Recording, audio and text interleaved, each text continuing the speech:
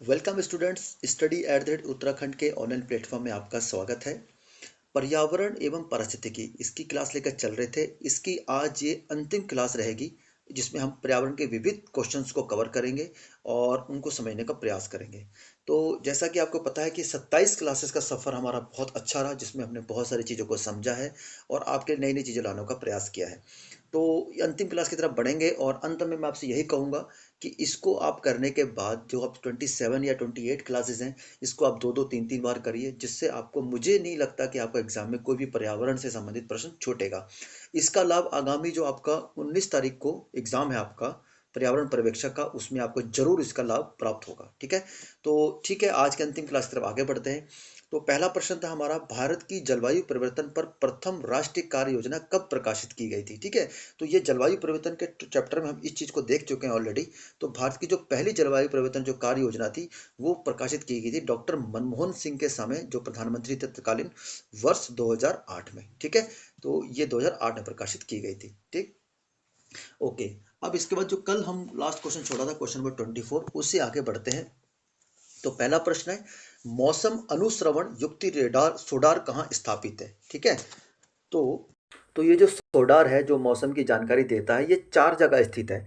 एक तो कैगा कर्नाटक में, ठीक है, दूसरा कलपक्कम में और तारापुर और ट्राम्बे में। ठीक है, तो इस प्रकार ये 4 जगह स्थित है। तो प्रश्न के हिसाब से हमारा ऑप्शन डी ठीक हो जाएगा। देश में विंटर लाइन की प्राकृतिक परिघटना किस नगर में दृश्यमान होती है। तो ये जो विंटर लाइन की घटना मुख्यतः तो बेसिकली स्विट्जरलैंड के कुछ क्षेत्रों में दिखती है, लेकिन जो भारत की अगर बात करें तो मसूरी में दिखती है। ठीक है, मसूरी में दिखाई देती है। ठीक, होता क्या है कि शाम के समय, सूर्य अस्त होने के समय विंटर लाइन में पीला, लाल, नारंगी, बैगनी, चमकीले रंगों का एक मिश्रण प्रतीत होता है। ठीक है, तो विंटर लाइन की घटना इसे कहा जाता है। ठीक, ओके। अब यूपीएससी का प्रश्न है, बड़ा अच्छा प्रश्न है। ठीक है, देखिए, यदि आप ग्रामीण क्षेत्र से होकर गुजरते हैं तो आपको यह देखने को मिल सकता है कि अनेक प्रकार के पक्षी चरने वाले पशुओं और भैंसों के पीछे चलते हैं और उनके घास में चलने से अशांत होने वाले कीड़ों को पकड़ते हैं। जैसे वो चले, पशु आदि चले तो घास से निकले, तो घास में जो कीड़े वगैरह मौजूद होते हैं तो वो जैसे चलेंगे तो बाहर निकलेंगे वो, तो उनको पकड़ के खाते हैं। तो ऐसा कौन सा पक्षी है। तो ये जो पक्षी हो जाता है, ये साधारण मैना जो हमारे आमतौर पर पाई जाती है, यही इसे पकड़ती है। ठीक है, तो इसका उत्तर ठीक हो जाएगा ऑप्शन बी। इस प्रश्न में था कुछ भी नहीं, बस प्रश्न को लंबा बनाकर आपको कंफ्यूज करने का प्रयास किया जाता है। ठीक है कुछ भी नहीं। नेक्स्ट क्वेश्चन है, निम्नलिखित में किसकी औसत अशुद्ध प्राथमिक उत्पादकता सबसे कम है। ठीक है, अगर हम इन आपके वन क्षेत्रों या घास क्षेत्रों की बात करें तो औसत प्राथमिक उत्पादकता की अगर बात करें तो सबसे ज़्यादा किसकी है, शीतोष्ण कटिबंधीय घास प्रदेश। ठीक है, तो ये हो जाएगा आपका सबसे कम प्राथमिक उत्पादकता। ठीक है, ओके। नेक्स्ट देखते हैं, भारत का राष्ट्रीय सामुद्रिक पार्क स्थित है। राष्ट्रीय सामुद्रिक पार्क, ये पहले भी क्वेश्चन बन चुका है, ये कच्छ में स्थित हो जाएगा।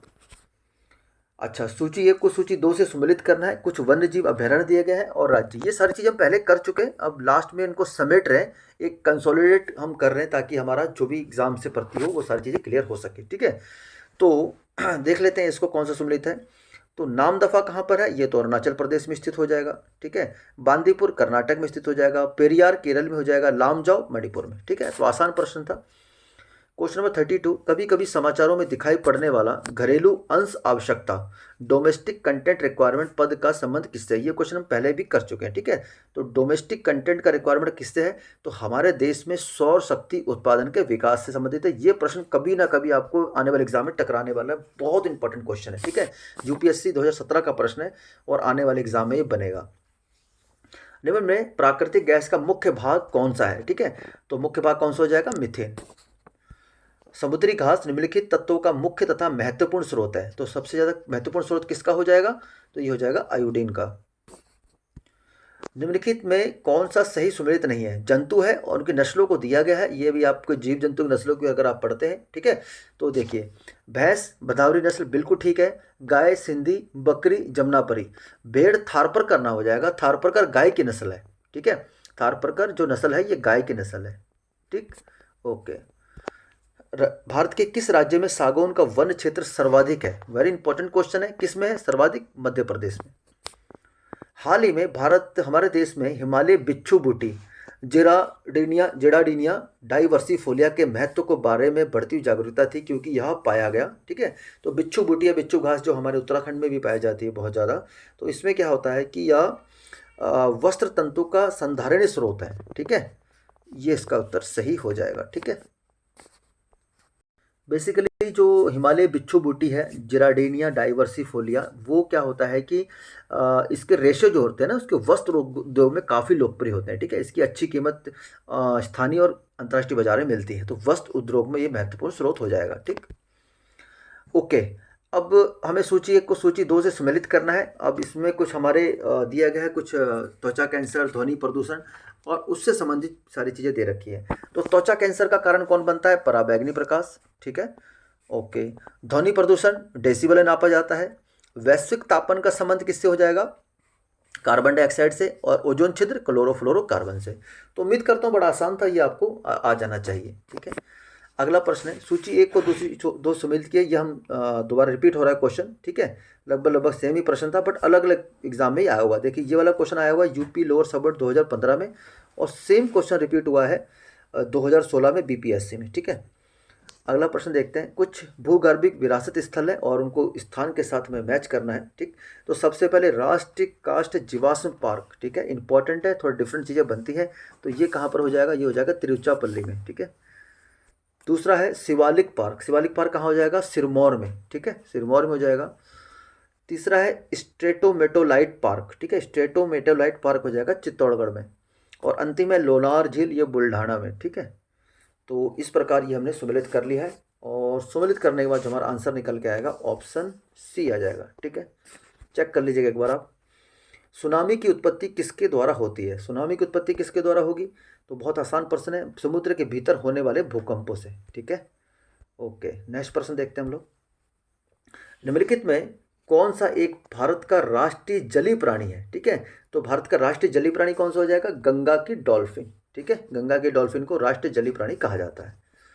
ओके, मौसम संबंधी प्रेषण, ठीक है, मौसम संबंधी प्रेषण के लिए निम्न में से किसको गुब्बारों को भरने में उपयोग में लाया जाता है? ठीक है, तो मौसम के विज्ञान संबंधी जानकारी के लिए गुब्बारों में कौन सी गैस भरी जाती है? तो हीलियम भरी जाती है। मानवीय जनसंख्या के श्रेष्ठतर जीवन यापन के लिए निम्न में से कौन सा कदम सर्वाधिक महत्वपूर्ण है? ठीक है, तो मानवीय जनसंख्या के श्रेष्ठतर जीवन यापन के लिए जो सर्वाधिक महत्वपूर्ण कदम हो जाएगा वो वनारोपण हो जाएगा। ठीक है, अगर किसी क्षेत्र का लैंडसेट, ठीक है, लैंडसेट आप जानते होंगे, ठीक है, का आंकड़ा आज मिलता है तो उसके पश्चिम में स्थित क्षेत्र का आंकड़ा कब प्राप्त होगा? ठीक है, तो जैसे लैंडसेट से आपको मौसम की जानकारी मिलती है, ठीक है, तो उसके पश्चिम में उपस्थित क्षेत्र का आंकड़ा कब मिलेगा? तो उसका क्या होगा? उसी समय मिलेगा, स्थानीय समय के अनुसार कुछ दिनों बाद। ठीक है, निम्न में डायनासोर्स का कब्रिस्तान किसे कहा जाता है? तो दक्षिण अमेरिका क्षेत्र में आपको जानते होंगे, ठीक है, सॉरी पश्चिम अमेरिका में, ठीक है, मोन्टाना को ही डायनासोर का कब्रिस्तान कहा जाता है।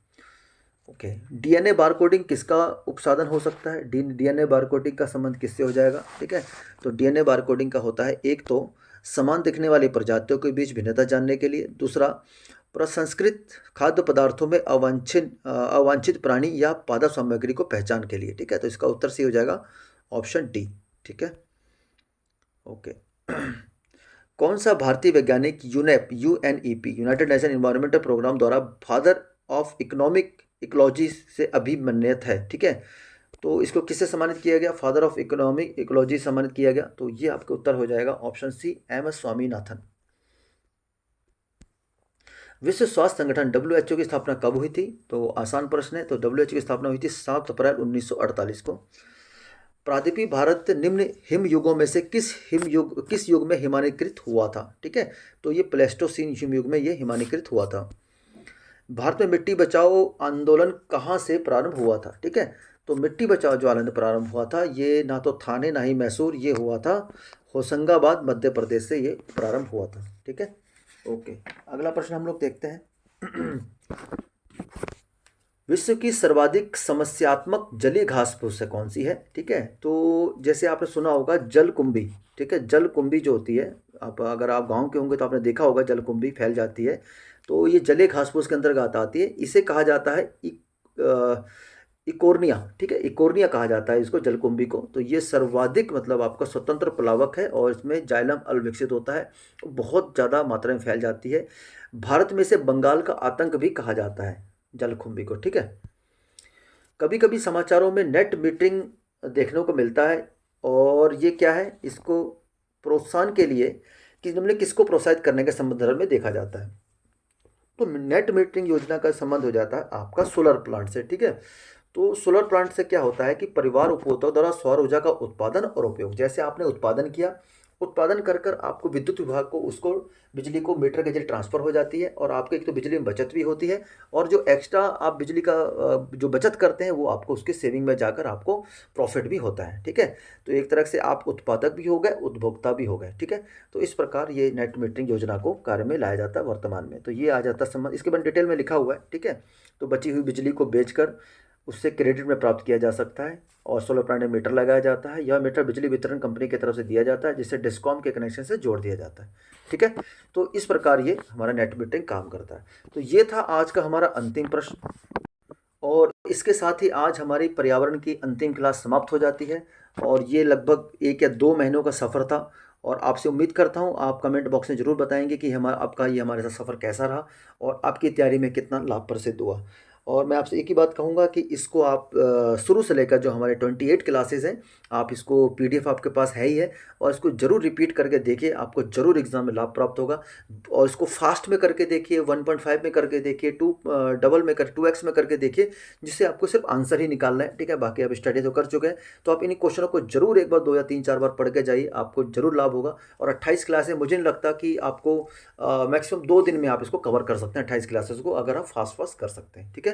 तो ठीक है, आपके आगामी एग्जाम के लिए बहुत बहुत शुभकामनाएं। 19 तारीख को आपका पर्यावरण पर्यवेक्षक एग्जाम है, उसके लिए फिर से एक बार शुभकामनाएं। मिलते हैं फिर नेक्स्ट क्लास में। अब हम जो भी क्लास स्टार्ट करेंगे, उम्मीद करता हूँ अर्थव्यवस्था शुरू करेंगे। उत्तराखंड तो हमारा साथ ही साथ चल ही रहा है, ठीक है। मिलते हैं फिर नेक्स्ट क्लास में, तब तक के लिए जय हिंद।